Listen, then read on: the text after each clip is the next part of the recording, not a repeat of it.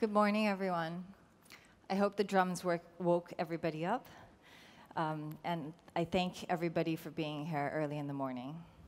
Welcome to the inaugural summit of Dragonfly360, whose theme this year is transformation.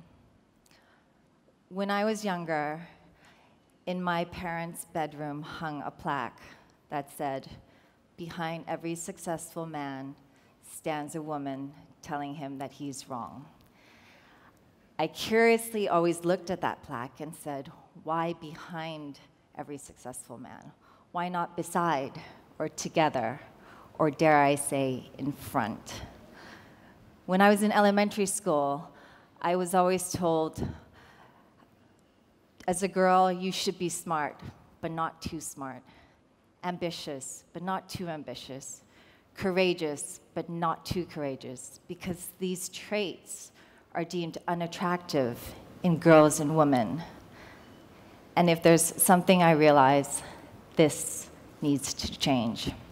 If I was too loud or too bossy, I was called a dragon lady.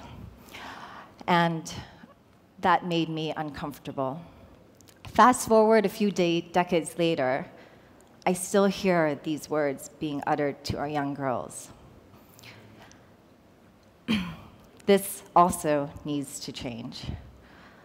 Fighting for women's rights has often become too much synonymous with man-hating. When I started out this journey, I was warned not to call myself a feminist. My advisor said that the word was too uncomfortable. And even I didn't want to be called a feminist. And it wasn't until my young millennial creative director, Emmy, introduced me to Shimamunda's TED Talk,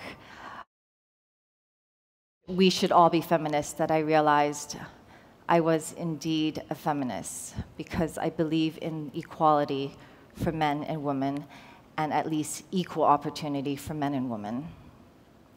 I think it is right that I am paid the same as my male counterparts.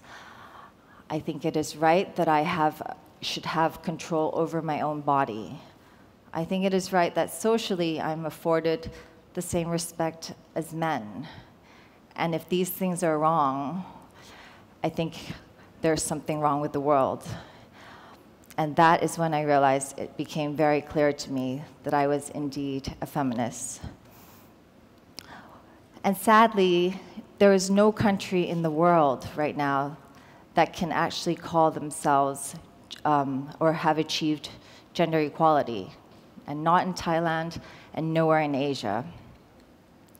We are still unable to break through the barriers that hold us back.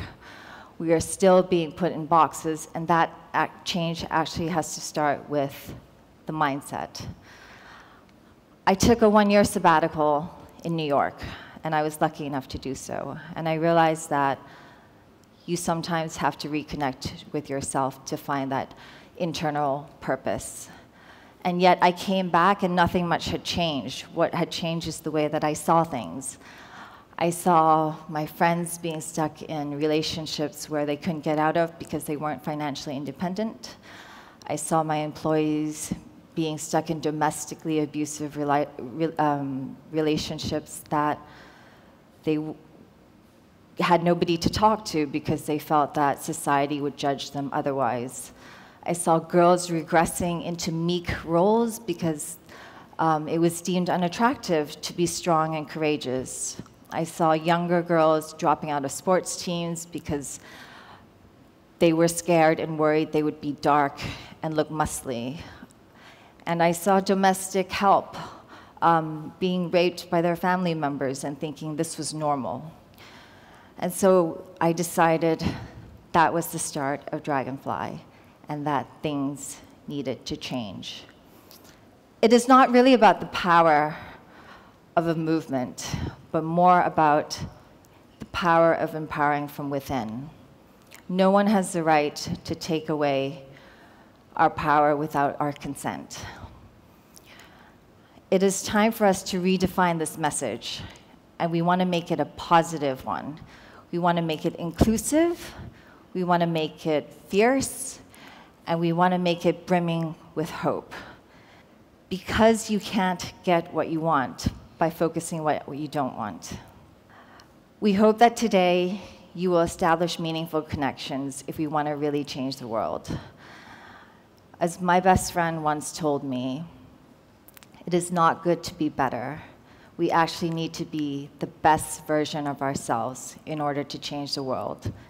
And I believe with everybody here today and your presence here today, change has already begun. So let us make this dragon fly. Thank you very much. Let's make this one.